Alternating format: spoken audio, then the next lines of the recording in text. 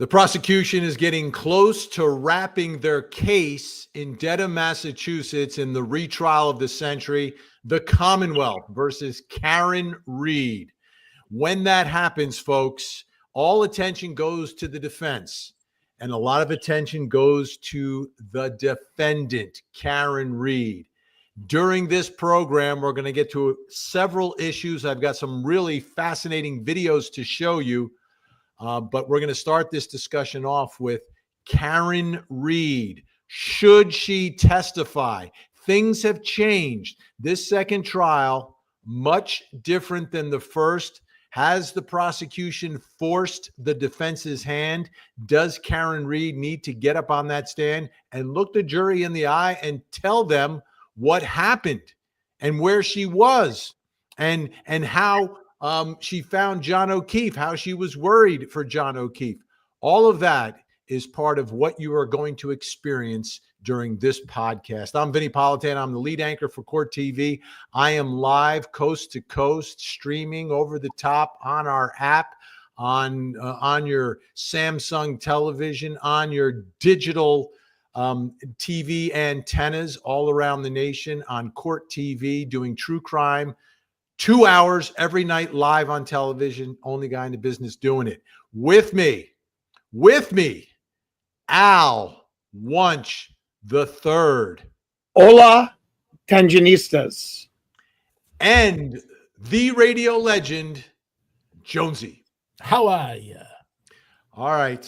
Fasten your seatbelts, folks, because this is the Tangent Podcast.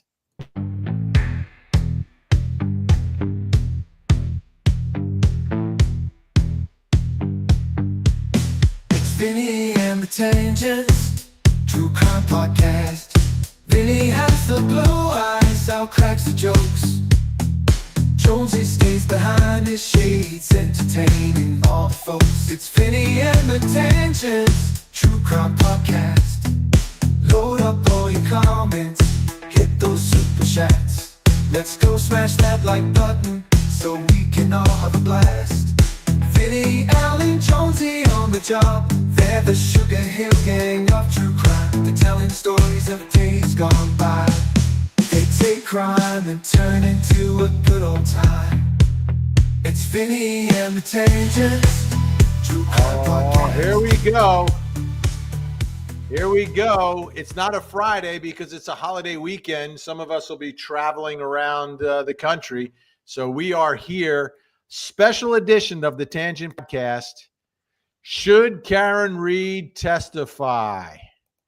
Great to have you all aboard. I'd like to start with this. And Yes. I think it is much. In the first trial, I didn't think it was possible. In the second trial, I think there is a chance that she could. Well, I really do, because this second prosecution has been much more focused, much more precise. I think they've presented more evidence with less witnesses. So I think the defense, if they're looking for an acquittal, all in, if the defense is all in, then I think Karen Read, I think she needs to be all in. I think she needs to testify in this one. People can say what they want. We're going to take a look at some of the clips that the jury has seen already, but I think that's one of the reasons she has to.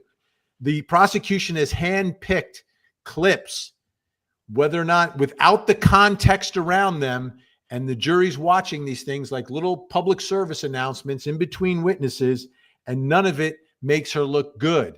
I think the only way she can make herself look good is by getting on the witness stand and testifying. It's very tough whether or not you put the defendant on the stand. Very, very tough. And there's a lot of baggage that she brings to the stand. Well, she's going to explain the alcohol situation. She's got to explain her interviews. She's got to explain the alleged comment, I hit him. She's got a lot of stuff that they've done a pretty good job of Minimizing? marginalizing. So they marginalized it with their cross-examination. Some of the experts didn't come across well. We have the, as I call it, stolen scholar situation with regards to one of the experts. And this, they put a lot of chinks in the armor that lends me to believe that it's not the best move to put her on. But on the other end of the food chain, Vin, and I will say that this case now is a lot more personal than the first one. I think the prosecution did a wonderful job of personifying, Officer O'Keefe, John O'Keefe. Okay, they made him human.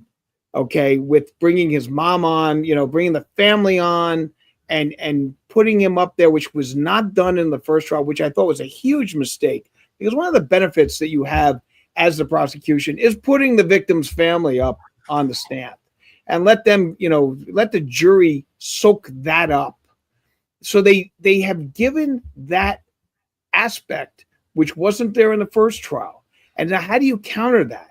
If you leave her on without putting her on the stand, that's taken this as being cold or being, impersonal, or what do you got to hide? Even though you're not supposed to think that, but they need to see her personal. Everything they've shown her with those strategically placed clips doesn't let her come across well. And she's quick to go outside and make comments. So why not get on the stand then? That's what I think a lot of people are going to be thinking. Yeah. Jones, I think that there's two scenarios here, right? There's one scenario where she's factually guilty, she did it, right?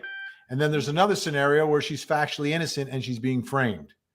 If she's factually innocent and being framed, Jonesy, I see no reason why she should not testify. So I was thinking about it, and from my observations over time, it doesn't seem like it's a good idea to get on the stand. If I were innocent and falsely accused, my gut would be I want to get on the stand. I want to tell the people, I want to tell them the truth. I want to tell them what happened. But in the end, I don't think it would be necessarily be a good idea. I realize there are circumstances that call for it where, it's you've got to do it as Al was just explaining. But I don't know that it's really a good idea, even if you're innocent. Now, by the same token, I was thinking about this, and I was saying to myself, well, if you don't take the stand, I would look at it as like, well, hey, what's your problem?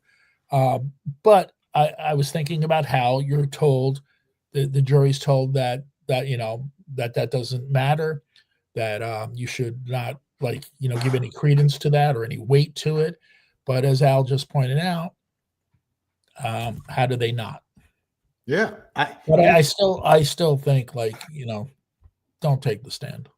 To me, it's a different trial. And what has happened here in this retrial of the century is that they've heard from her. All these clips. Let me play you a montage. I'm going to play it right now. Oh, a montage. A montage of some of the clips that have been played. Okay. And you tell me, and we'll start with you, Jonesy.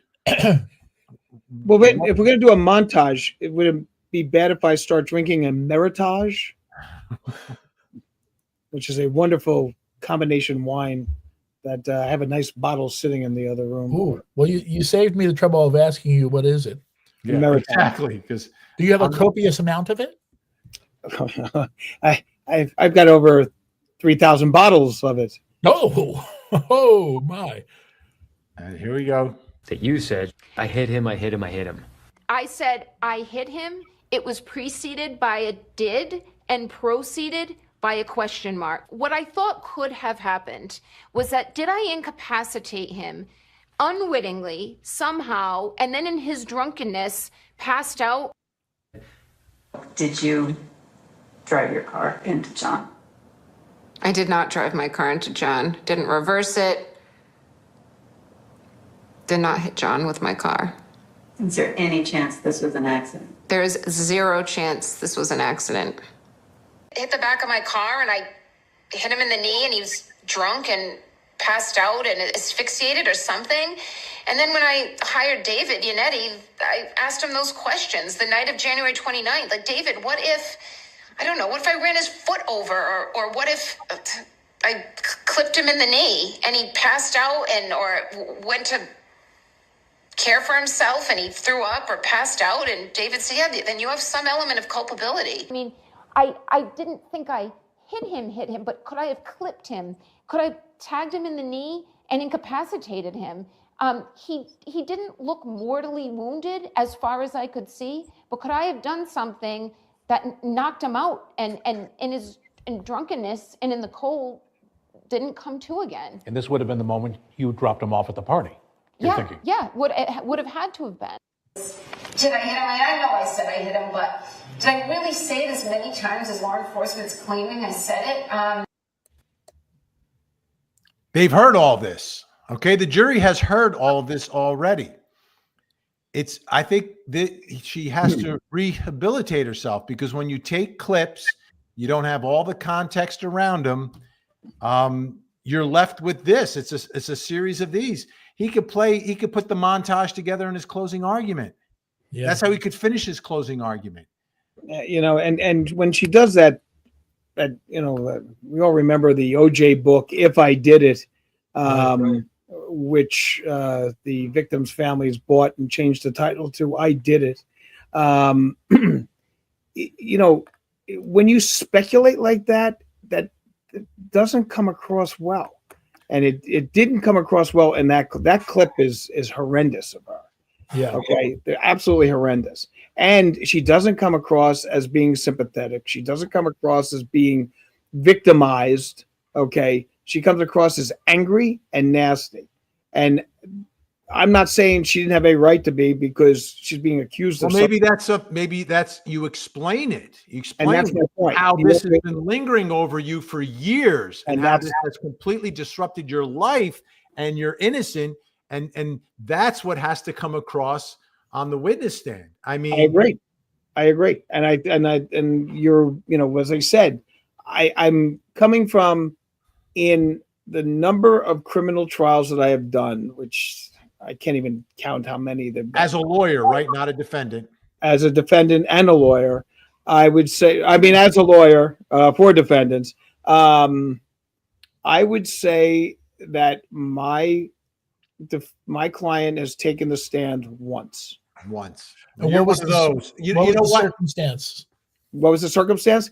It ended up backfiring. He refused. I didn't want him to take the stand. The judge basically told him not to take the stand, and he said, "I can do better than I can finish this case off once I get up there." And he did. He finished the case off. I had him basically acquitted, and then they found him guilty. Isn't that the same mentality that causes people like her to do these interviews, which is the other rule?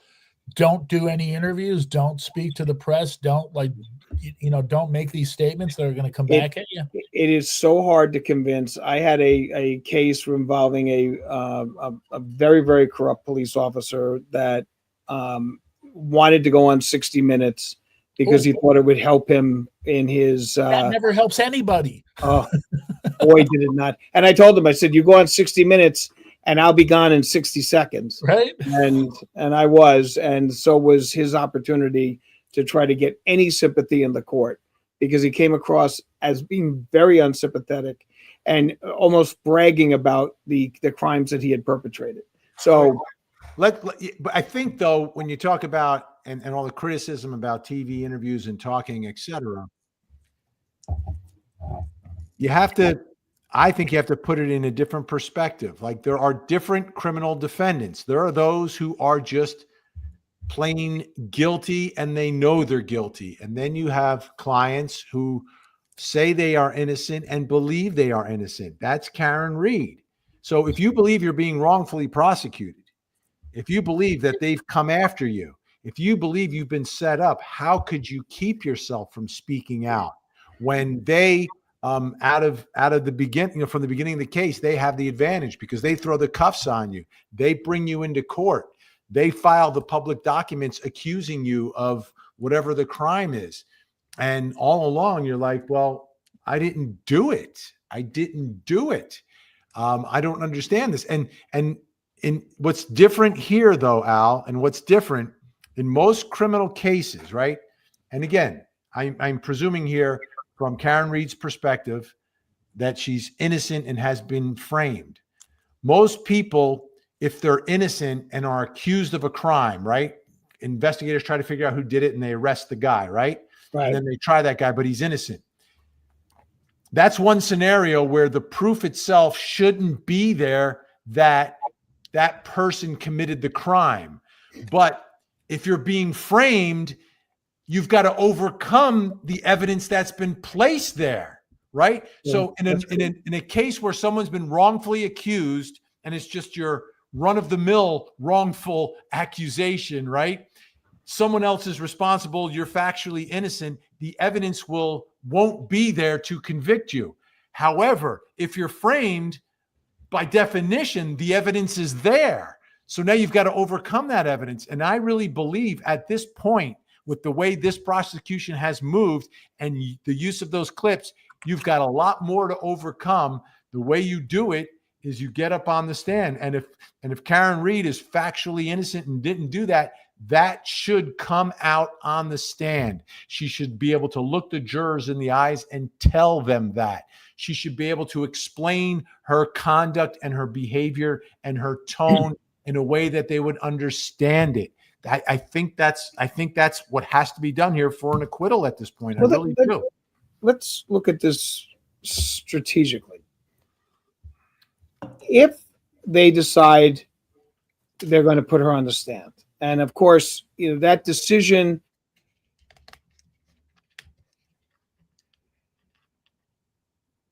We did it. Jonesy, is he frozen? We did it. We did it. Oh, it's impossible. You're back. You were just frozen now. You were frozen. Oh, was I? I'm sorry. All right. So if you're going to take the stand and the decision is that you're going to do that, what number do you go? Are you the first witness? Or are you the last witness?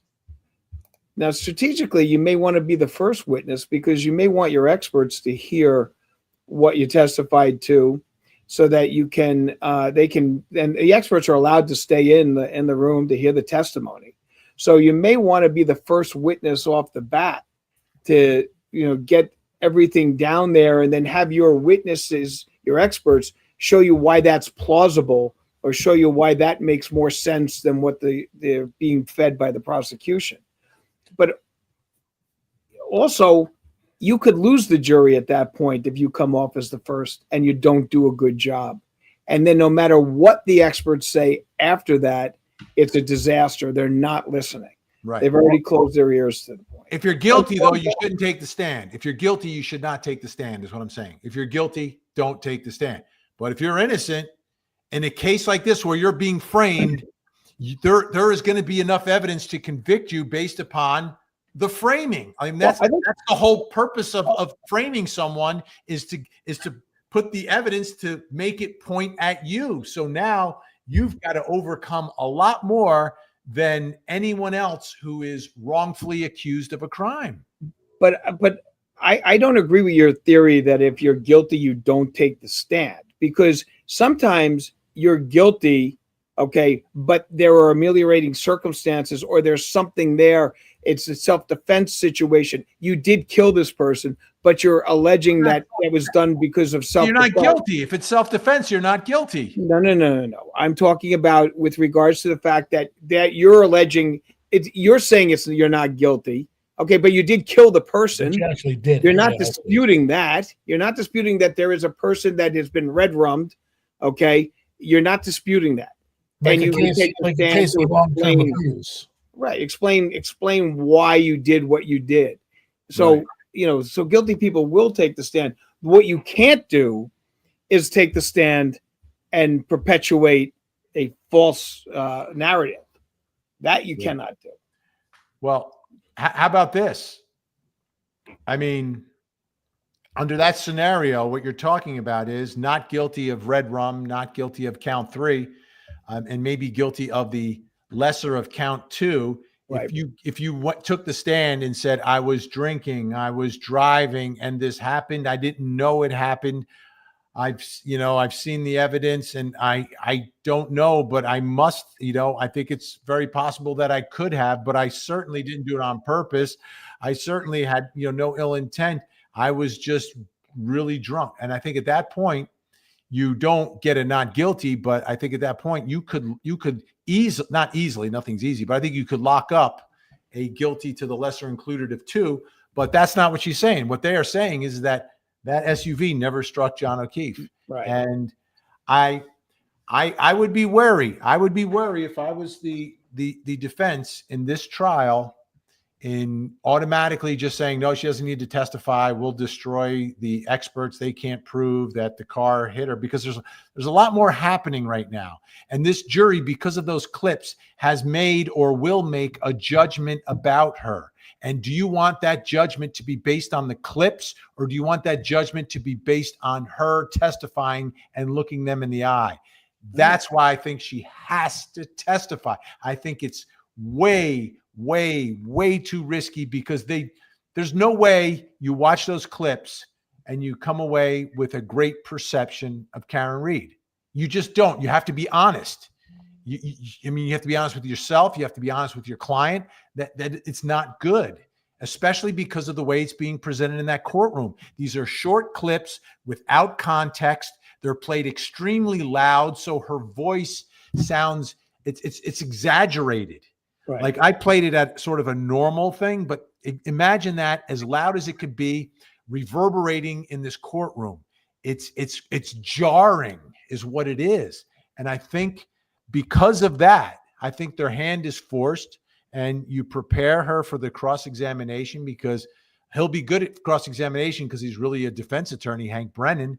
But the bottom line is, if the truth is the truth and you are not guilty, then you should be able to survive the cross-examination. Because prosecutors should not be prosecuting innocent people. So what do you think the prosecutor wants? Oh, he wants her to understand. Yeah. Oh yeah, there's no doubt. That's every prosecutor's dream. Yeah, especially a prosecutor who's a defense attorney, because that's what he is. By the way, Deborah Demoriak, Justice for John O'Keefe badge number 2490. Thanks so much, Deborah. And absolutely.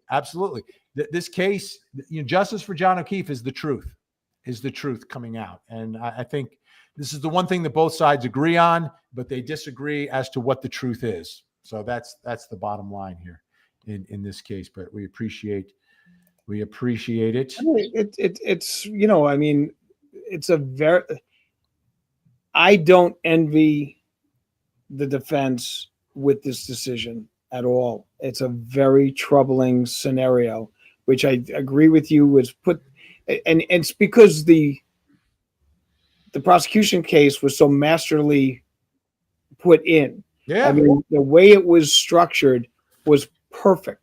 And with that element of pathos that started off and then moved forward, and then with the child, the stepchild, actually the adopted child or whatever, his niece, that whole situation really put us in a position where they lost a tremendously nice individual. Yeah. And thanks to Cheryl Sabin Hobbs. She said she was framed. I don't believe it. Guilty. Thank you for the stars. Rula, this is a great question. Okay. All right. The answer is Lou Gehrig. I've been a little bit not confused, but surprised by this, because I've seen it done differently in different jurisdictions. Again, at Court TV, I practiced in New Jersey years ago, so I rely on Al for New Jersey stuff at this point. Yeah. But I've covered cases all around the country, and every state has there's different ways, different rules of evidence, different ways that cases are tried, etc. What I'd never understood was how prosecutors were permitted to pick and choose little bits and pieces of these interviews rather than either play the entire interview or don't play any of it. But apparently in Massachusetts, I guess You're allowed to pick and choose pieces of recordings. You don't have to put in the entire thing. I've covered cases and covered trials where a judge said you can't pick and choose, cherry pick little pieces. If you want that little piece played, you've got to play the entire work for completeness. And they will make either the prosecutor or the defense put the entire thing in, so the entire interview. So that gets us to this question. Do you think the defense will play the complete video? I don't think they'll be permitted to. Because if the defense is going to play clips from that interview, they're going to play clips that are good for Karen Read. It is hearsay. These are out of court statements being entered for the truth of the matter asserted. And if it's a self-serving statement by a defendant, it's not coming in. So I don't think they can play the whole thing unless it's under the rule of completeness that they can play the whole thing because prosecutors played a little piece of it. I want to see how this plays out. It would be under the rule of completeness. I don't think that they would. I think that they would be able to, based on that. The only problem is then you're going to hear her again, like reiterate what the clip said. I did it. That type of thing. But under the rule of completeness, I believe that they'd be able to get that in. I would think, but I'm not sure, because I'm telling you, I covered trials where they wouldn't have let the prosecutors do what they did in this case. But you're right. You can't bring in a self-serving statement for the truth that is supposed to be purported to be bringing forth. But the rule of completeness, though, is one of those things that they are allowed to balance it out. I don't know how the judge would prohibit that. Yeah. Well, you can take clips of virtually anything, of anyone, and make them look guilty of something. Yeah. Somebody could go through the archives of this program and make us all look like we did something that we didn't do just by finding like a 7-second piece where we say something that isn't that what happens in every political campaign, Jonesy? Oh, absolutely. One side takes little clips of the other side and takes them a lot of times out of context. Yeah, best one I ever saw was for Congress, I think in Pennsylvania. There was a woman who had to run an ad that said, "Hello, I'm running for Congress and I'm not a witch," because they played a clip of her making her seem as though she practiced Wicca. Wiccas aren't witches, though, are they? Yeah, that Wicca is a witch, is considered to be. Yeah, but they're not like that kind of witch, like. Well, they're not, not that kind of thing. Okay. They don't have the monkeys, the flying monkeys, and. Ooh.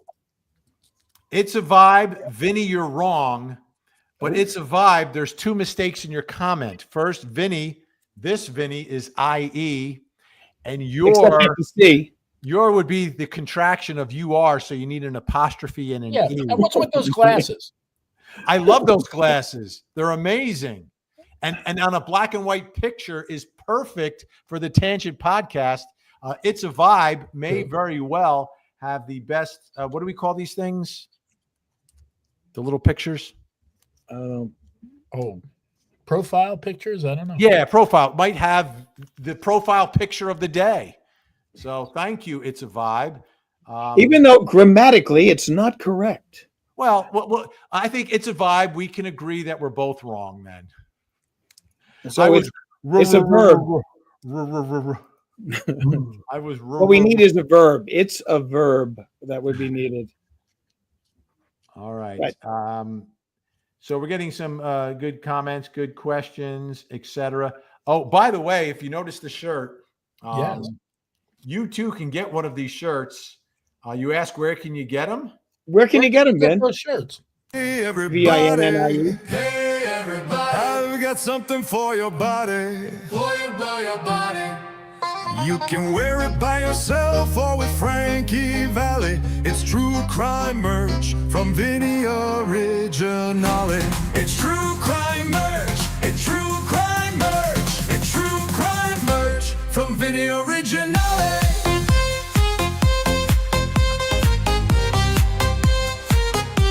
From Vinnie Originale. There you go. The link will be posted in the chat. You'll be able to find it. I got some great true crime merch for you folks. Very nice. Very nice. Including, and I keep pushing this because I think it's going to be a winner. down at the beach or at the pool this summer, you get the beach Tangent towel. True Crime Podcast beach towel with an outline of the victim. Ain't There it nobody is. going to kick sand in your face if you have a towel like that. And they're going to want one. And then you'll have to send them the link. Yes. Send them the link. Or be nice enough to buy them one. Oh, you could do that too. Fantastic. So I wanted to get that in as well. Something else I want to get to before we get too late, although I want to get to some of the comments about this issue. Here's Kay. Thank you, Kay. I think Karen should take the stand because she's made so many public speaking engagements. Why would she not speak to the jury, the 12 who count? I think she's preparing herself for that. I think that's one of the reasons that she speaks almost every day after court, fielding questions from Matt Johnson at Court TV and others who are peppering her with questions. Cross-examination is always the challenge, but at this point, with those clips in evidence, how do you want the jury to think that's who you are? Because you can say it doesn't make her look bad. You can say that what she says makes sense, but I'm telling you, if you're being intellectually honest, these specifically chosen pieces taken out of the context of the completeness of the interviews that they're taken from are not good. They're just not good. They're not good. Not good at all. But as I said, the whole concept though of putting the defendant on the stand is just, historically speaking, I generally do not do it, and it would take a lot for me to put her on the stand. But I think that the bell has been rung, and if they don't put her up there, I think that's going to hurt. Yeah. I started off the program by saying that you shouldn't take the stand, and that even if I were innocent, I wouldn't take the stand based on experience and what I've observed over the years. But 5 minutes into the show, you guys got me to flip-flop on that. Flip-flop Jonesey. Yeah. Yay. Just by showing that clip and pointing out that they could have that be the last thing that she sees. Well, Christ, that would be in my closing. I mean, all those clips would be in my closing. That's for darn sure. If she doesn't take the stand, that's in my closing. Right. So Absolutely. I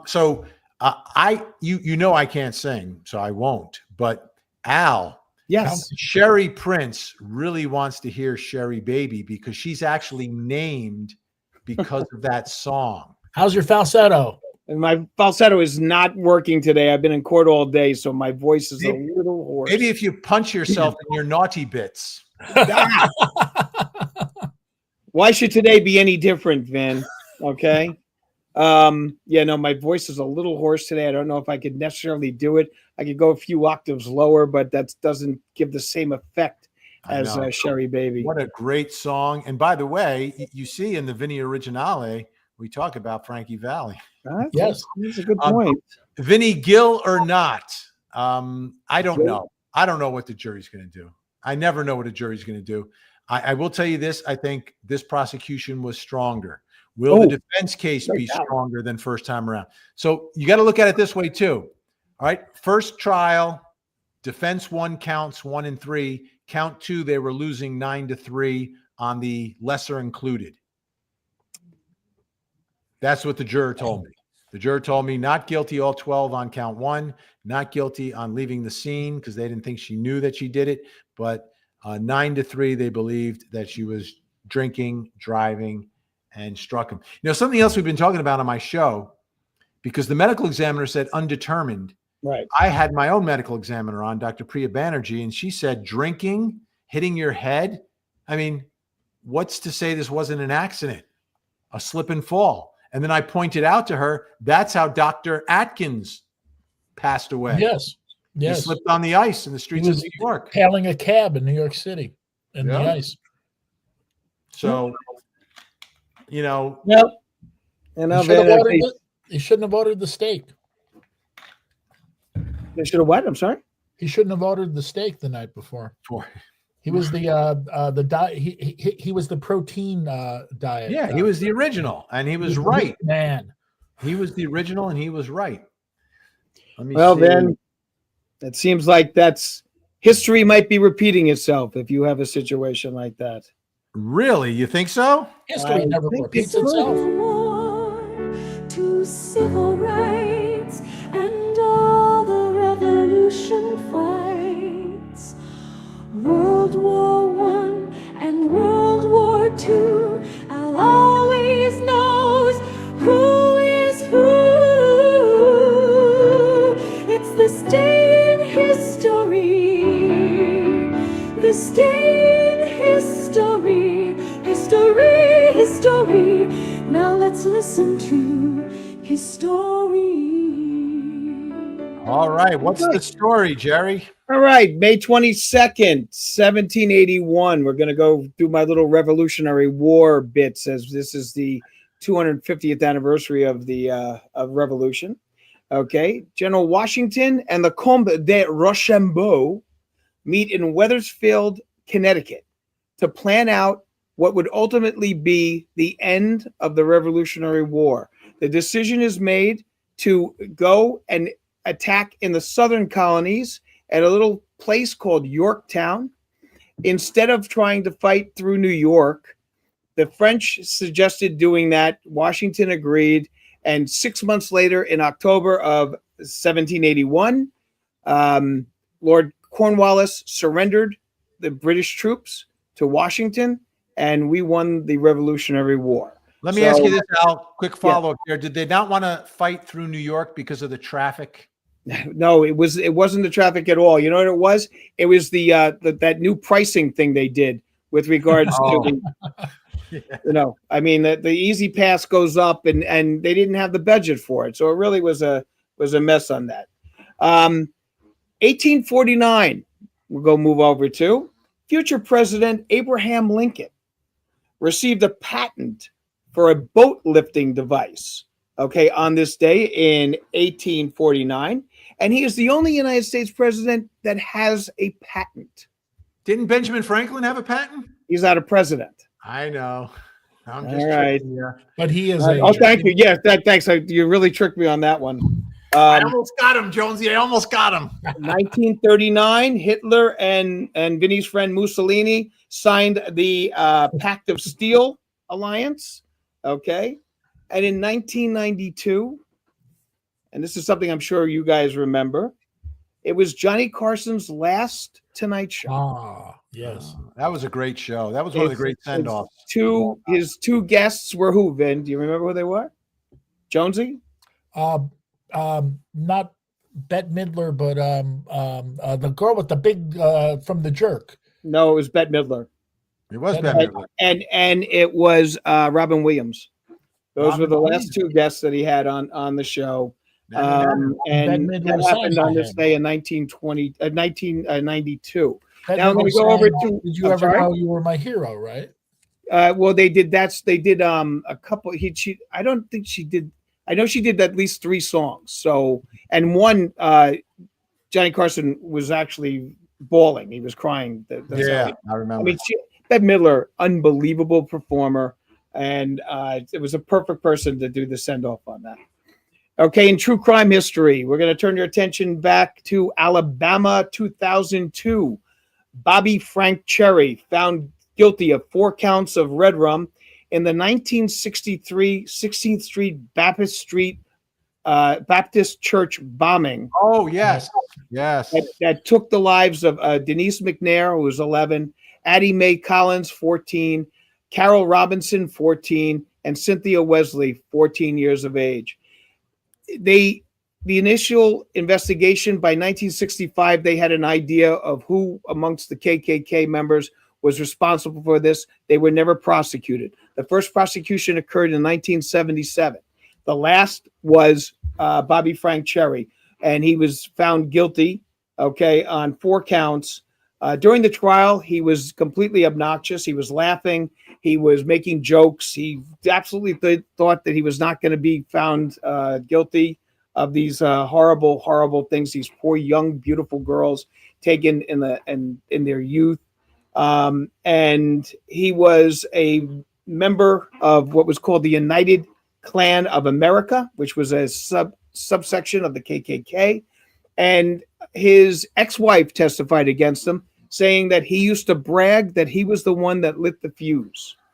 Okay, so they even had a video of him, believe it or not, at a they were showing a demonstration of a reverend who was bringing his kids, African American children, into a school, and he and a number of individuals jumped the guy. He pulled out brass knuckles and started beating the guy in the head.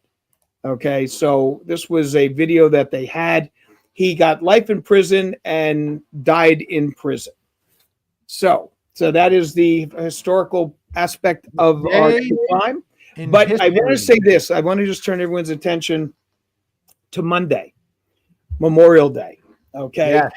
All right. Because Memorial Day was actually originally known as Decoration Day. It was first observed in May of 1868. And it was the Grand Army of the Republic under the leadership of John Logan that started this decorating the Union graves with flowers. After World War I, it evolved to honor all of our war dead, including Confederate soldiers. And it became officially a federal holiday, believe it or not until 1971. And I want you to know that there is a time on that day when you're supposed to just reflect in a moment of silence, okay, and give tribute to the men and women whose lives were given defending this great country of ours. And that's at 3:00 your local time. They asked that anyway, if you're at a picnic or wherever, or a ball game or whatever's going on, at 3:00 you stop and just reflect on the fact that if the history of this country was made with blotter paper, with the blood of the men and women whose lives were given to move this country to where we are, you couldn't pick it up with a crane. Yeah. So you must think about that. Yeah. In my town here in Georgia, they line the streets in downtown with crosses with the names of all the men and women who lost their lives in all the wars. It's pretty amazing.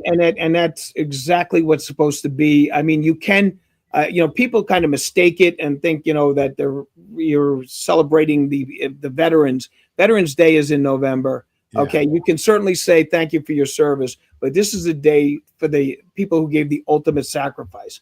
And I want to point out that you sometimes see the veterans of foreign war selling those little poppies, okay, the little red poppies. Okay, that comes from a poem that was written in 1915 called In Flanders Fields. And it talked about the fact that in Belgium, on the battlefields, after the months or so after the battle, these poppies would spring up from the ground. And the author of the poem wrote this poem from the perspective of the veterans, of the soldiers underneath that ground, watching those flowers go up, and how that was in Flanders Field. Very moving poem. I really suggest you read it. And 3:00 on Monday. 3:00. Say a prayer for all of those wonderful, wonderful men and women who gave their lives. Sadly, I never see them handing out the poppies, the artificial poppies anymore with the little tag on it for a donation. You would see them at traffic lights back in the old days. Volunteer veterans. They still sell them. You'll still see them at different venues. I mean, I've seen them in front of supermarkets, and I know in a couple of concert venues. A lot of the vets they're getting old. They're getting old. And ball games. That's part of it, right? Take a look at this, guys. I wanted to show you this. This was a fascinating comment. Wait, I got to put this in here first. From Feliz Navidad. The Bachelor Sean Lowe dog attacked in March. His arms look like John's. So take a look here. Top is John O'Keefe. Bottom is Sean Lowe from The Bachelor. Does that look similar or does that look similar? It does look similar. Wow. Oh, my goodness gracious. Does that look the same? But I mean, I wonder if there was any dog DNA on that body as opposed on the Bachelor guy, because there wasn't any on Mr. O'Keefe, Officer O'Keefe. Well, yeah, they really didn't test it for that, but they didn't find any. None was recovered. But this is fascinating. Thank you, Feliz Navidad. Appreciate it. I think this is a fascinating picture to look at, a fascinating comparison. No argument on that. I mean, it's as close as it gets. Potentially criminal. All she can say is, I didn't do it, and trying to explain her way out of these comments isn't going to work. I don't see how testifying helps her here. I get it. To me, that's the traditional approach to it. I think what is different here, potentially criminal, and I'll say it one more time, is the selected clips that are being played. So they've already got a perception of her. And the second part of it is that this is a case where she's alleging she's being framed. If she is being framed, that means that there's evidence, if it's believed by this jury, that will convict her. So if that evidence exists because you're being framed, there's much, much more to overcome. Now I want to get to the next little ditty here, and thank you so much, potentially criminal. Appreciate that. Let me remove this. How do I remove this? Here we go. Remove that, and we're back. Thank you for your support. So I want to play another video. Oh, good. So I was up there. I drove past 34 Fairview at night. So I want you guys to take a look at the screen, and everyone at home, I want you to take a look at the screen, because a big issue in this case is how come no one who was driving down the street, the snowplow guy or people leaving the party, why didn't they see John O'Keefe's on the front lawn? So let's take a look.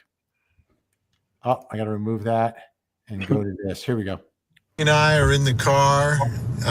We're on Cedar Crest on our way to Fairview Road. It's at the next intersection. And we're just going to drive by at night and see what it looks like. Like, what do you see? And I basically have the camera pointed straight out with the same view that I have from the passenger side. And Cody, you're in the driver's seat, so I know you're paying attention more to the street. But let's just see what we see. Coming up here on the right, you can see the fire, not the fire hydrant right here, the flagpole on the right. Like it is right there. We just passed the flagpole. That's it. You can easily see. I mean, you know, there's snow that night, but that's still very close to the road. You want to see it one more time? Here we go.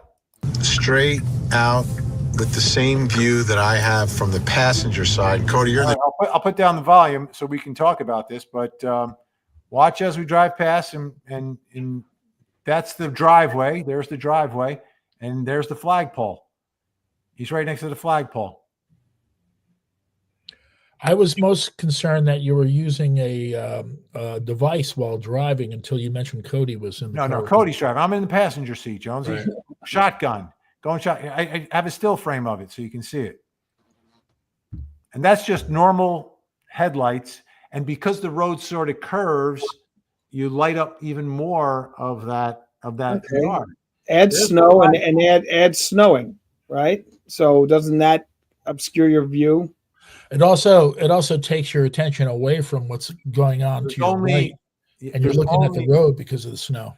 Yeah, there's only, when people are leaving the party, there is 0.3 inches of snow, which in Massachusetts doesn't even count as snow. No, but you're driving and by the following morning when they discovered him, there was only 3 inches of snow.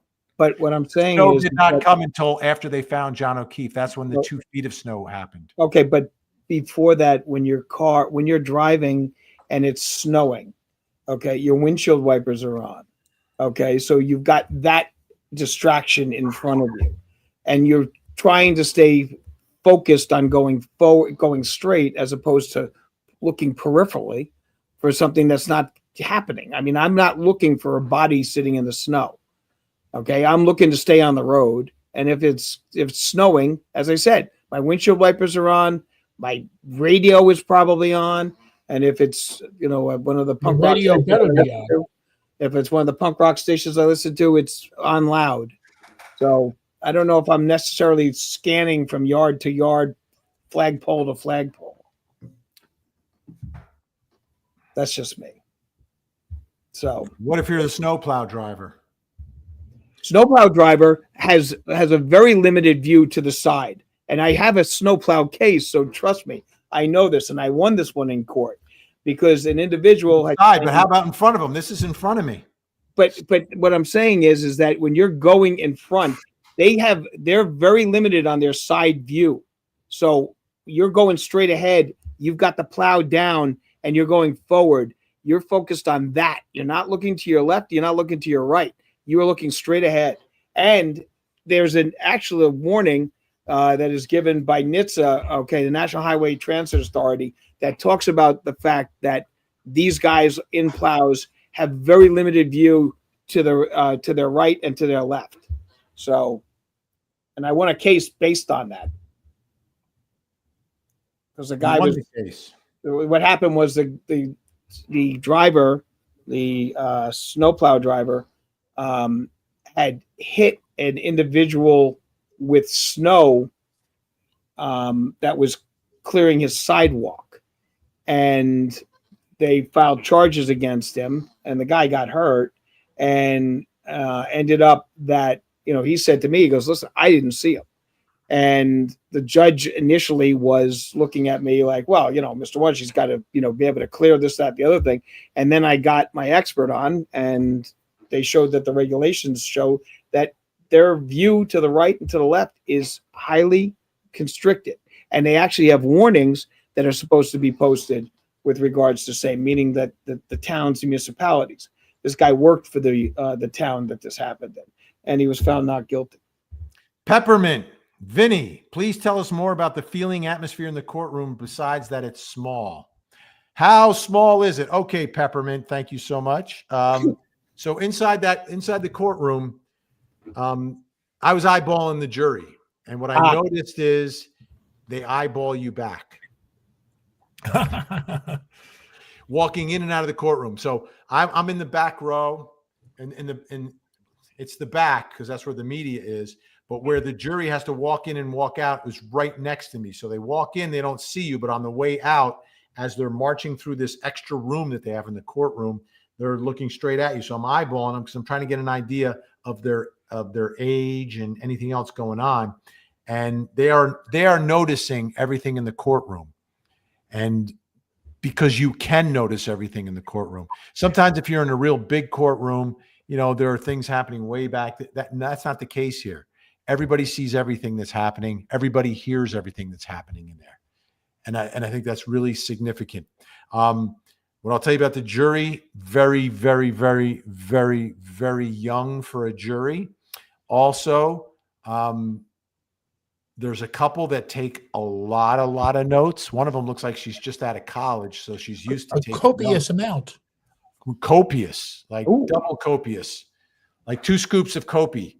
Yeah, you like that word? Yeah, I love that word. I would say there's some tension as well because of where the O'Keefe family and friends are and where Karen Read's friends and family are. And there's a stark contrast between the two. The Karen Read people are dressed in suits, ties, pantsuits, that sort of stuff. The O'Keefes are dressed like regular folks, like the jury, which is interesting. The jury sees when they look straight ahead, when they go to look at the TV screen, just below the TV screen, they'll see the family, including John's mother, who was not there the day I was there. The day I went in, she was not there, but Paul O'Keefe was there. And that was the day where they were doing autopsy photos. And it was brutal, absolutely brutal as they passed the Kleenex box around the family section. You can tell that Paul, his brother, is he's a big guy like John, and he's trying not to, when you're watching one of those movies, Jonesy, and I know this is different, but it's the same phenomena where you can't control it, but you're trying to control it.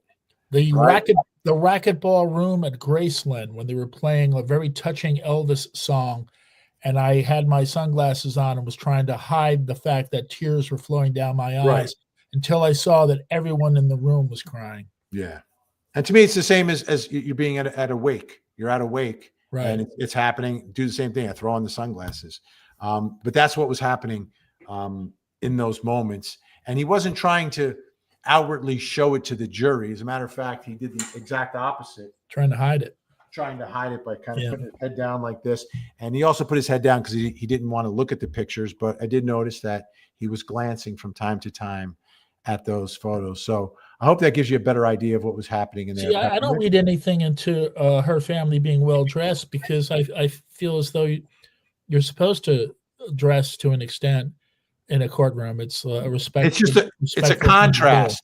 It's a contrast because they each have their own two rows, and they couldn't be more different. Yeah, they couldn't be more different in many, many different ways. And that tension, you feel it. You feel that tension. One of the prosecutors came over just before the very graphic stuff was going to be played and warned the family about it. But what's also different is that Karen Read and her defense team are right in front of their people, so they can just turn quickly and speak to them. And there's a lot of that. There's a lot of that. There's a lot more interaction between John O'Keefe's family and friends and the defense team than there is between prosecutors and the family. And that's because of the nature of the relationships, right? That's just the way it works. There's obviously folks, there are folks who help the family along, the advocates, but when you're in the courtroom, prosecutors, aren't turning and, during the breaks and stuff, necessarily speaking with them. So that's a little different as well. And the family comes in separately, and they clear the hallways and all of that for those moments. Here's Nikki. This would be my order. Aka, Garrett Wing, Brian Albert, Dr. Russell, Higgins, Proctor, medical examiner Karen Read, phone analyst, and Aka Wolf. So here's the question, and Nikki, thank you so much for the support. What do you think, Al, because the lead investigator, Michael Proctor, not going to be called by prosecutors. Brian Albert, the homeowner, not going to be called by prosecutors. Brian Higgins, the one who shared a kiss with Karen Read and texted Karen Read that night, and left the party and went to the Canton Police Department that night and was on the phone and was part of the double butt dial, not going to be called by prosecutors. Will the defense call them? Well, I mean, I think they have to, based on what their theory is or what they're trying to put out as their reasonable doubt and shifting the blame on other people. So I think that they have to. But once again, that could be a real serious problem. The Proctor situation is what it is. He'll, bringing up that he was so disrespectful and so unprofessional with regards to his handling of the how he handled this entire case, and lost his job partially because of this. I mean, is it a good idea to throw eggs on that? Probably not a bad idea. Homeowner, I'm not sure on that one, but I guess you have to put that one on. So I think they're going to. I don't know if it's going to get them any traction though. Yeah, and that's where my problem lies, because I think it's going to be very hard to silence what the jury heard out of the mouths of Karen Read via those clips.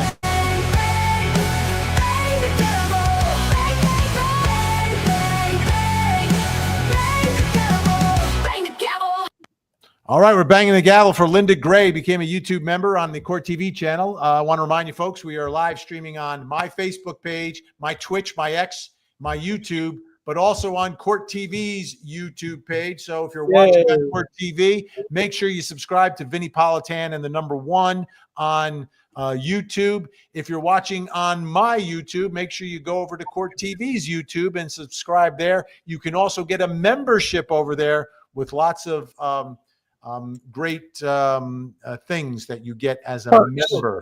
Perks is the word. Perks. You get points. You get perks. Couple, 2-3 perks. You get a copious amount of perks. You do.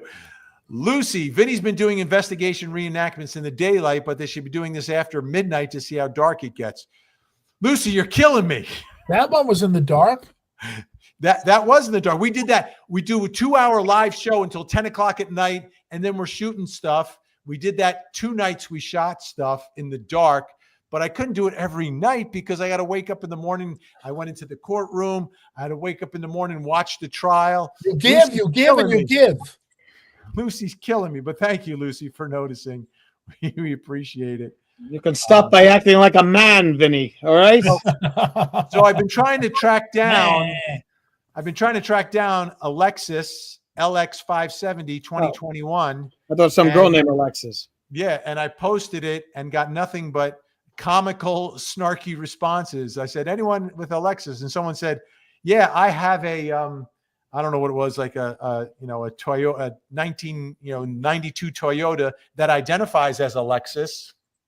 But everyone's a comedian. Everyone's a comedian all of a sudden, because no dealership will let us borrow one because they don't want to be. The association is not good, right? Well, but what do you mean it's not good? It's a great car, by the way, and there's not a ton of them because it's the high end Lexus SUV. That's why there's not as many of them. Did you guys actually approach auto dealerships to borrow one? What's that? Did you actually approach auto? Yeah. We did local in Massachusetts, and they're like, not with a 10-foot pole. And then we've done it in areas outside, but they're just not interested. May I suggest a rental? There's no one in the country that is renting one currently on the Turo app. What about a well-decorated Schwinn? The absurdity of that gets the award of the day. Thank you. Indeed. And thank you to Deborah, recognizing Memorial Day with Al. I'm a little bit behind in the times here, trying to catch up on some of the comments and the super chats today. Let me see if I can catch up here. I'm scrolling. I don't want to miss anything, but sometimes I do. But I'll tell you what comments he never misses.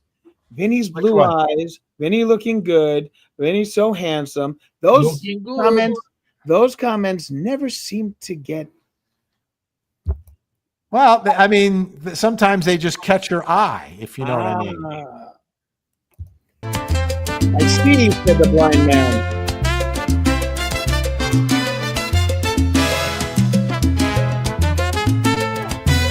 Thank you, April Diaz. Have a great day today. Thank you, April Diaz. We appreciate everything you say. We all know she's a great fan, and we know the kind words she has. We always love to hear from you. Thank you, April Diaz. Thank you to April Diaz. X's and O's to my 3 favorite guys and all my beautiful friends here. Have a great weekend. Did you send a check? Did you send a check to Fuente Jr.? What's that? I think that sounds more like Ricky Ricardo Jr. I think that I'm going Ricky Ricardo on that one. That's got a kind of a Ricky Ricardo thing in that. Lucy, I'm very home. Very talented. Babalu. I have to explain. And a Baba Booey to you. Oh, let me do this while I'm looking for some more of these comments. Okay. So, I took the trip up there, right? Yes. And I had to do some shopping beforehand. I don't know if you guys saw this. Heading up to Dedham, Massachusetts, Norfolk County, for the Karen Read trial. I've got to do some shopping for Karen Read. Here's the problem with covering the Karen Read trial. The Free Karen Read movement has adopted an official color. They wear pink. So if I wear a pink tie, a pink shirt, pink underwear, somebody somewhere is going to post it online and say I'm part of the Free Karen Read movement. Pinky. Meanwhile, the anti-Karen Read, they're all wearing blue. So if I wear a blue tie, a blue shirt, or blue underwear, someone's going to post that and say that I'm anti-Karen Read. So what do I have to do? I've got to go shopping now because I need way too many purple ties to wear for my show every night. Can't wear pink, can't wear blue. Split the baby. I'll just wear purple.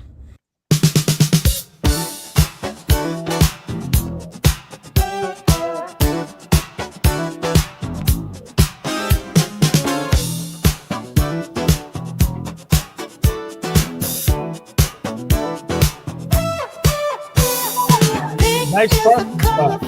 Karen Read. Those against her always wear blue. Here I am stuck in the middle. What in the world can I do? I need a purple tie. Give me a purple tie. You won't believe why. I need that purple tie. Purple tie. Purple tie. Purple tie.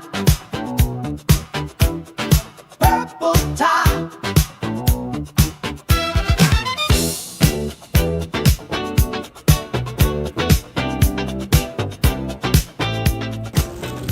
Yeah, so do you have that album from Prince? You know, I got to tell you, Guy album? Ben, I didn't know that they still had EJ Corvettes stores around. What a great place to shop, EJ Corvettes. EJ Corvettes, started by some Korean veterans. That was eight Jewish Korean veterans, EJ Corvettes. But so it was really that was very moving with the purple tie. Yeah, I but do you have wanted do you more have of a the theme from Purple Barney, Tie though. album?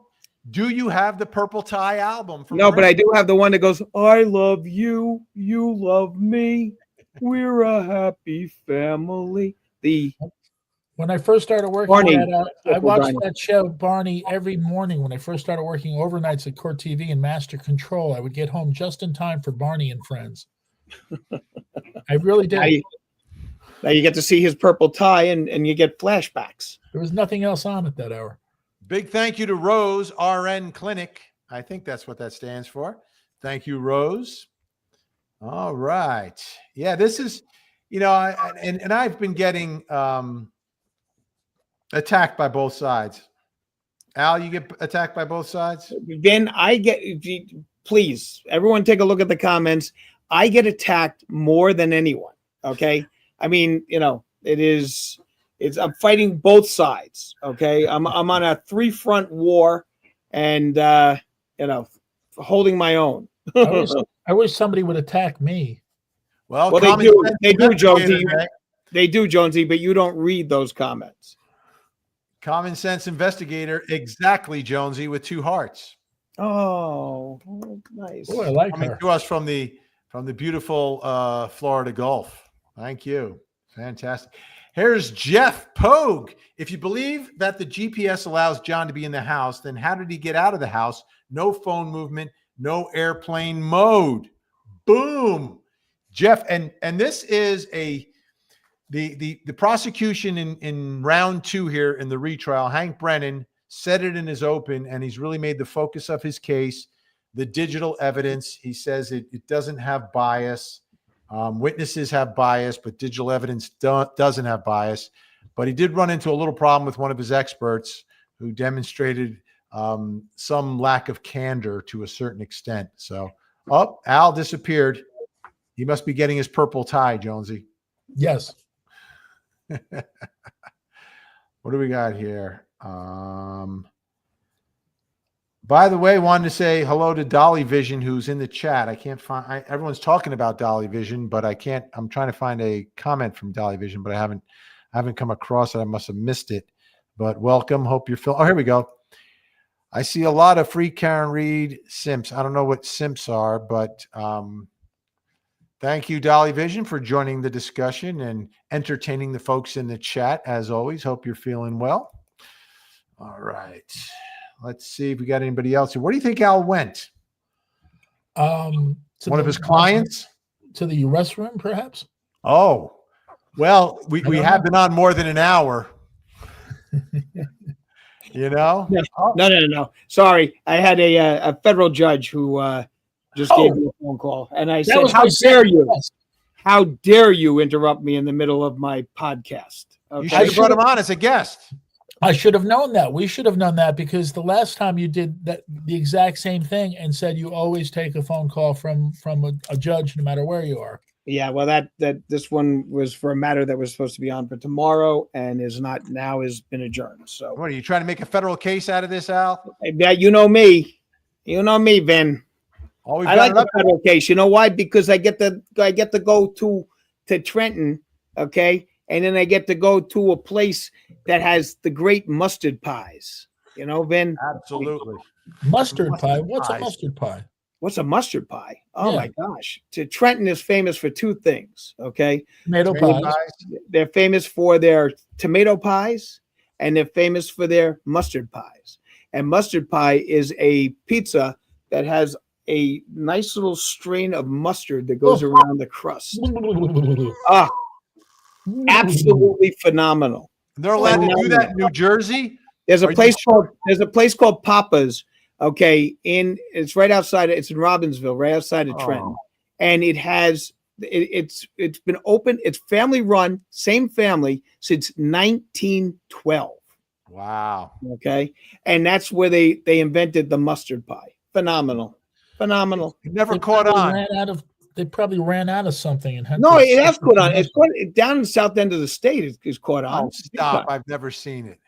I actually spend quite a bit of time in Ewing near Trenton. I've never seen such a thing. Never seen it. Okay, It's well, not like Di mustard on a Lorenzo- pretzel. Two places, Papa's, Di Lorenzo's. You go there, best tomato pies and mustard pies. Yeah, the best mustard. Hey, by the way, It's a Vibe is back. Hey, Vinny, here's my real picture without the sunglasses. Very nice. Very nice. There you go. Thank you. Thank you. It's a vibe. It's a vibe. All right, let me get to a couple more comments here. Just a random comment. Let's see. Oh, April Diaz, forgot to ask you if you wore purple to the wedding you went to. No, I did not. Oh. Because I was not OTJ on the job. So I went up to Massachusetts. My cousin married a gal from Revere. OTJ. What? That's OTJ on the job. Very On the nice, job. Ben. I like that. Yeah. So, went up there. My cousin, who's from New Jersey but moved up there, married a gal from Revere. So we had a lot of locals at the wedding. Spent 2.5, 3 hours talking about the trial with various. Did you really? guests. Yeah, they all had opinions. They were so nice. The groom and bride were amazing. The DJ was amazing, right? So That's I talked to my good. cousin the next day at the hotel. And he said, "What do you think of the DJ?" I said, "What do you think of the DJ?" I said, "DJ was amazing. Like the DJ took songs and made them even better. Like somehow made them with more energy." And then he told me the little secret of the DJ, because he mixes on one of the local stations up there. And he told my cousin Nick, "This is the first white wedding I ever DJ'd." Ooh. Billy Idol was there? No, it was Italian Irish. I know. It was an Italian Irish wedding.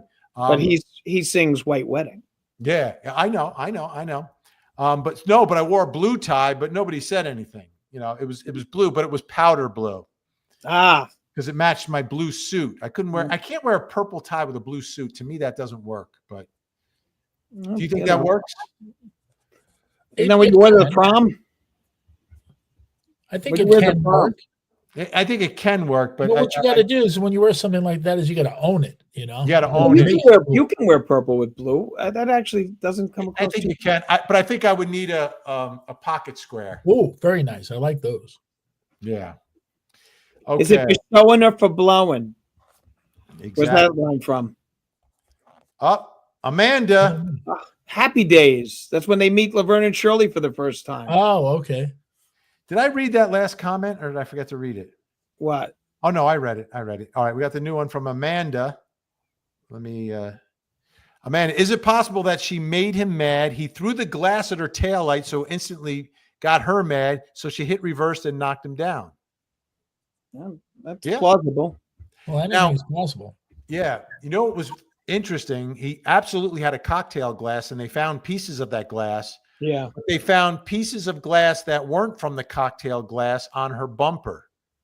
What is that all about?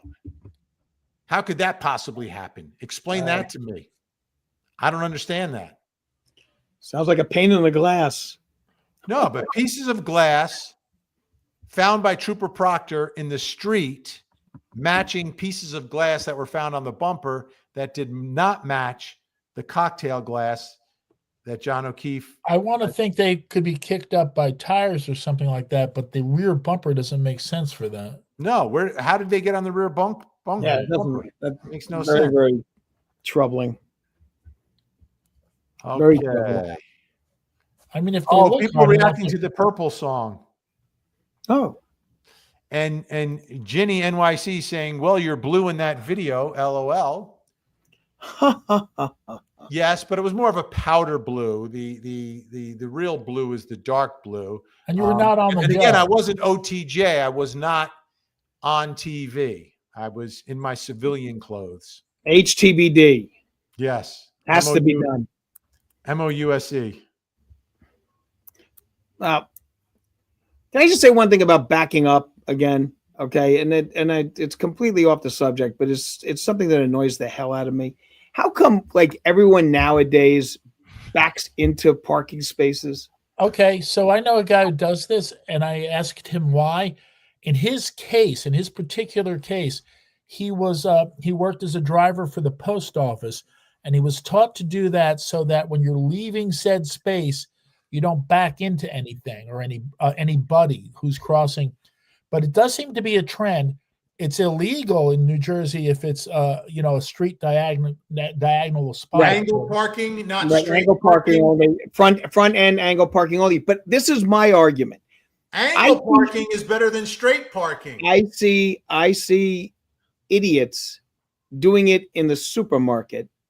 Now, where are you going to put your groceries? On your hood? Right. So here's the thing. The one time, if I tried that, I would be half in one lane and half in the other, because I have a problem due to an eye condition. I believe that's the cause of my problem of peripheral vision. I always travel at one side of the lane. When I try to clear a car getting out of a parking spot, I ask Gina if I'm clear. So I actually tried that a couple of weeks ago. I don't know why. And I was half in one lane and half in the other, and I thought I was in the spot perfectly until I got out. So it doesn't work for Jones. Well, I gotta tell you, it's just annoying the hell out of me. I can't believe because first of all, you gotta sit there. And what's the deal with airplane food? You gotta sit there. You gotta sit there and wait while they try to back into the spot, and it's just annoying. And like I said, if you're in a supermarket, where do you put your groceries? You put your groceries in the trunk. In the trunk. And if your car is backed up to the other car, you can't get to your trunk. If you're going to rob a store or something like that, though, it makes for a quick getaway. Look, I have no problem with regards to that. If that's what you're doing, then that's not a problem. Okay? I have no problem with that. I have no problem with that. I mean, that makes sense to me. But if you're buying the week's worth of groceries and you backing into the spot so that your trunk is now up against the car that's behind you. What if you're in a Volkswagen Bug and your trunk is in the front? Well, but that's not, I don't have a problem with that either, because that car you can back in real quick. It's very small. Okay. I got these people. You know what bothers me at the supermarket? When I'm checking out and I'm buying milk and they don't put it in a bag. And I've got to ask them to put it in a bag. Like, you get bags where you live? Is that the milk? Yeah, you got bags? Yeah, we don't get bags. We got to bring our own. It's BYOB. Bring your own bag. That's because you live with insane people running your government. In Georgia, I can do paper or plastic still. I do the plastic because it's easier to carry. Both. Huh? Because you don't care about the Oh no, I do. Okay. You should do both. You put the paper bag in the plastic bag. Yes, that's the best. But listen, Al, you want to talk about the environment? Okay. Did you ever study how much carbon footprint goes into making one of those reusable bags? Do you know how many times you have to use it? You have to use it like for 3 years for it to equal the carbon footprint of your plastic bags every year. My bags are all hemp. Your school did the study on that. That's right. Stanford University did the study, and it's a bunch of malarkey. How's that for a fact? It's you know what it is? It's a money grab. It's a money grab by the supermarkets to sell you those bags. That school in Connecticut, Stanford, Connecticut, did that study? No, Leland Stanford Junior University in Palo Alto, California. When I was a freaking kid, they had paper bags everywhere you go. Then they told us you can't have no paper bag. You got to use a plastic bag. Next thing you know, they want to charge me a dime for the plastic bag. It was your idea. Yeah, exactly. Bottom line, there should be a presumption that my groceries are going in my bag, because how am I supposed to carry? How I can carry all my groceries in one trip if they're with plastic bags. Not in bags. Can I solve your problem? I can only carry one item instead of 6 bags. Because can I basically solve your one problem here? Okay, because in New Jersey, you know what? I get my milk delivered to my house. Okay, Still, I can get my. I got a milkman. Absolutely. I got llamas in my town. I could go milk a llama down the street if I want. You guys remember I got a milkman. I get my milk delivered once a week. Remember milk machines? Of course I do. At gas stations and stuff like that. Yeah, baby. Yeah. Well, I remember in college. Al, I drink almond milk. You can't get that in the machine. No, and it's so hard to get the milk out of the almonds. You got to really have small fingers to boop, boop, boop, boop, boop, to milk the almonds. Joe D. Padilla, who has a very sneaky picture. She looks very sneaky here. And she's pointing out on the purple tie bit, or any color but pink or blue. That's not true for me, Joe D. And I'll tell you why. Oh, here we go. It's about what color palette I can wear that complements my skin tone. And it's blue, it's pink, it's purple. That all goes I can't wear orange, I can't wear green, I can't wear brown. If I wore that on the air, you would send me an email immediately. Vinny, don't ever wear that tie again. So I am really limited. I can wear black. And what I've been doing is sometimes on a Friday, I'll call it Black Friday and I'll wear a black tie. But I am purple till the end of this trial. You got skin tone? Oh, yeah. There's a color that works for you. Everyone is different. Everyone is different. Like Al's could be different. We might be the same. I don't know. I don't know. But if you go to a consultant, there's consultants that'll figure this out for you, what colors you should wear that complement you. Yeah, here's your consultant right here. Like Ginny switched to purple hair, Ginny NYC with a super sticker. Thank you. Oh, very nice. She's right down the middle. Well done. Well played, Ginny. Well played. Thank you for your support.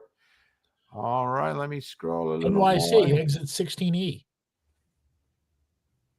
Did I miss one? Did I miss one? I just want to get current on the super chats, and then we'll get into everybody else here in 1 second. I hate missing a super chat. And Allie 90211 must be right next to Beverly Hills.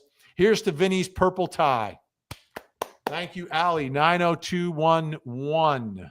Did you guys watch 90210? I love that show. Absolutely not. I had a gal at the time. She was my only live-in, and she got into it.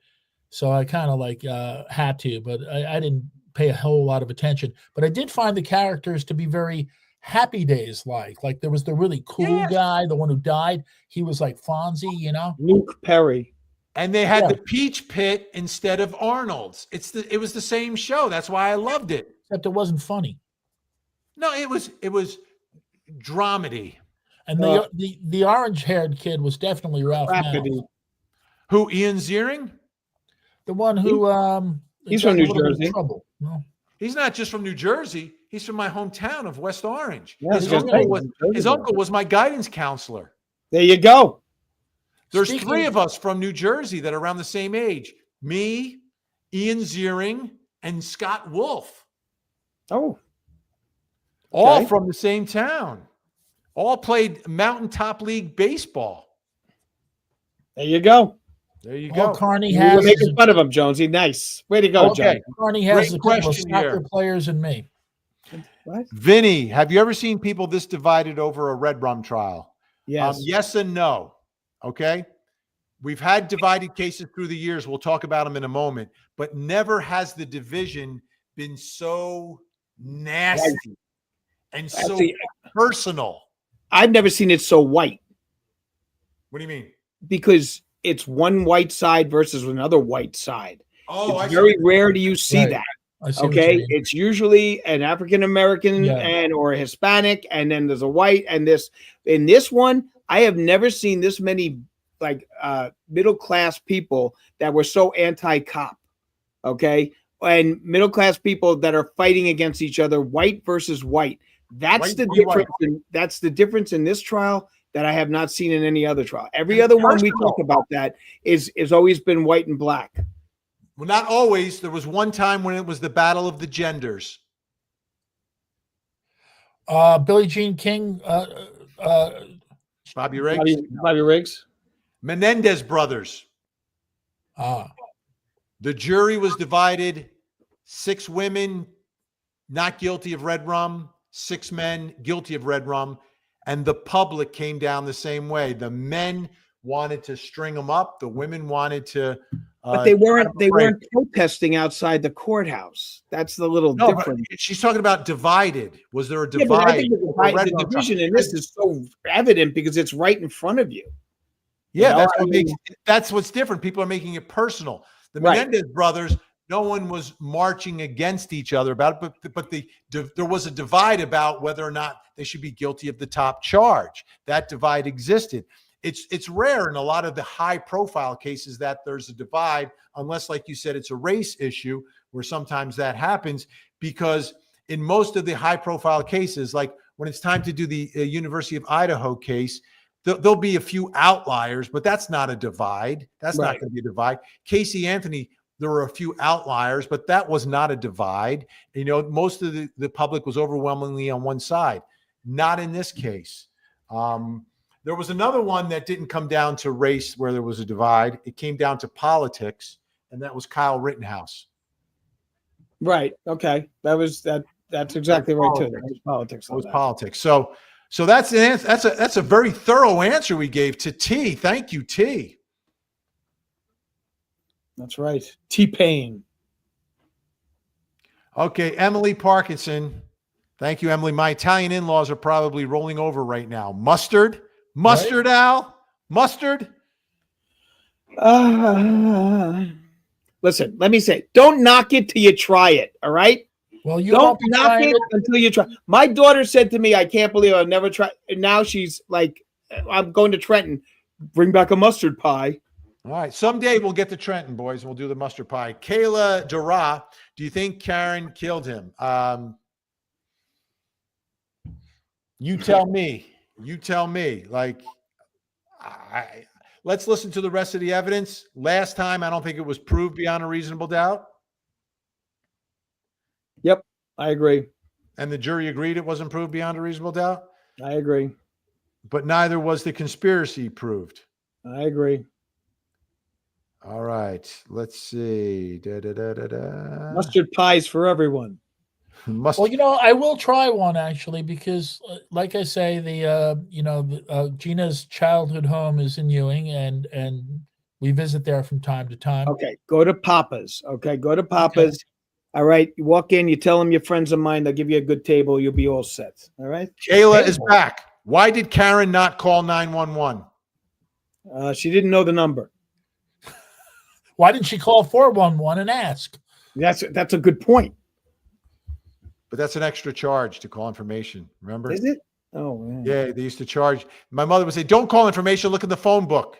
We're going to right. charge for that. When you used to that call number again is 201-555. Remember, you used to get charged by the length of the call. Oh yeah, I remember. Are you kidding me? And the distance of the call. Oh, yeah. Are you kidding me? Of course I know that. Oh, geez, that was always a nightmare whenever the phone bill would come. So seriously, why did Karen not call 911? I'll say what she did do. She pulled up her shirt and pulled up John's shirt and dove on top of him, trying to keep him warm. I think she asked or told the women she was with to call 911.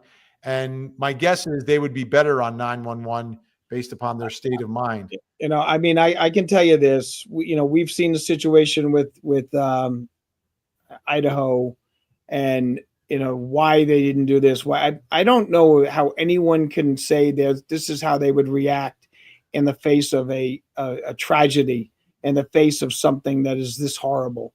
I don't know if anyone can definitively state that they would have the presence of mind to do A, B, or C. I don't know until you're put in that position. I don't think it's fair to say, well, I would have called or I would have done this. It's the same situation with Jonesey when he got mugged.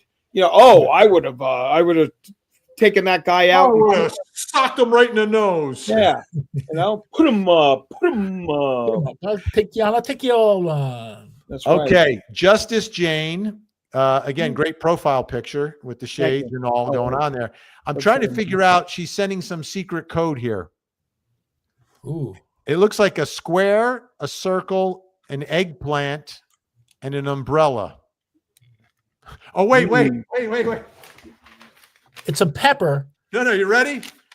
A square, a circle, an eggplant, and an umbrella. Yeah. Then what is the third one? Looks like a pepper and an umbrella. Yeah. I have no idea what that could mean. Tylenol and Vinnie Politan's purple tie. Well, there are 3 purple things there. That's good. What are 2 cures of a headache and 1 big pain? Thank you, Justice Jane. Amanda Stowicki's back. Vava, Vinnie, and the gents. Ooh. I like it. Amanda Stowicki. I like saying that. Stowicki.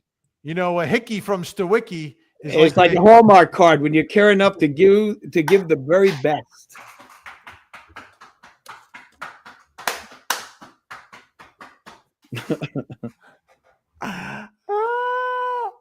I'm getting loopy. I guess it's almost that time, boys. Oh, is it? Is it now? By the way, a big thank you to the best mod squad in the business.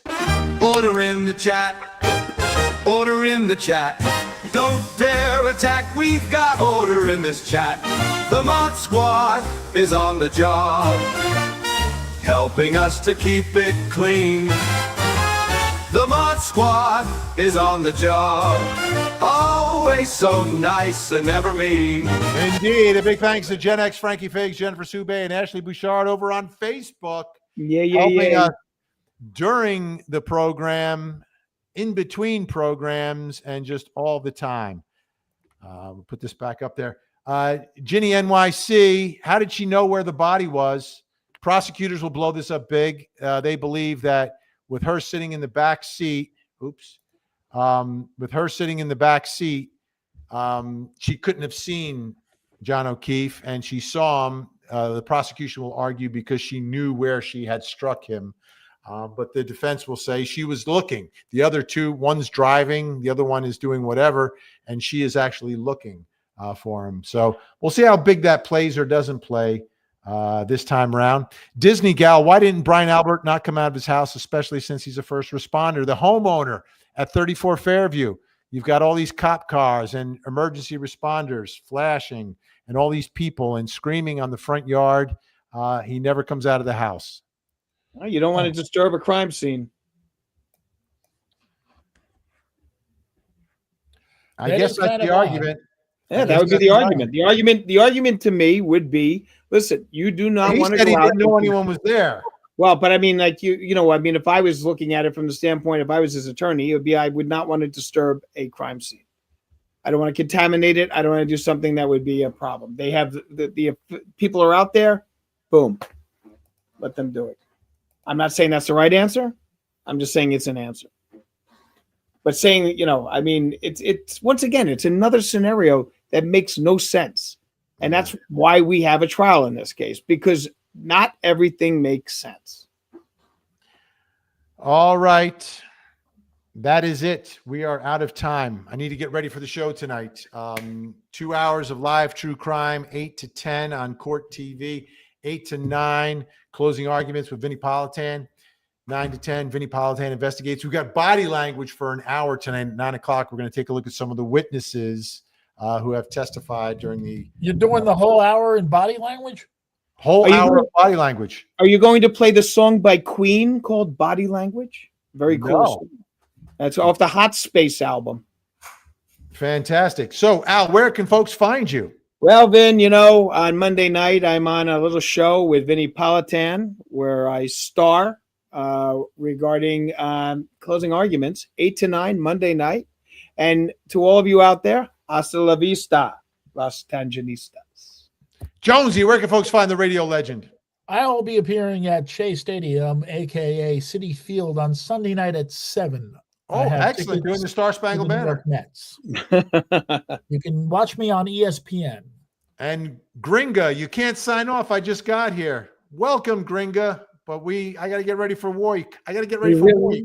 Really must be going. All right. So that's it for this Tangent podcast. Thank you all so much. Thank you to the Mod Squad, all the great super chats and the great conversation as always.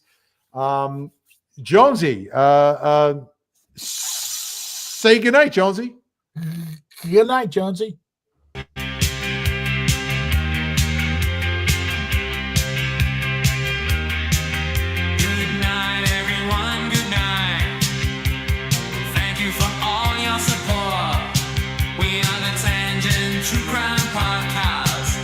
See all of you in court. Somebody say tangent, tangent. Somebody say podcast, podcast. Tangent, tangent. Podcast, podcast.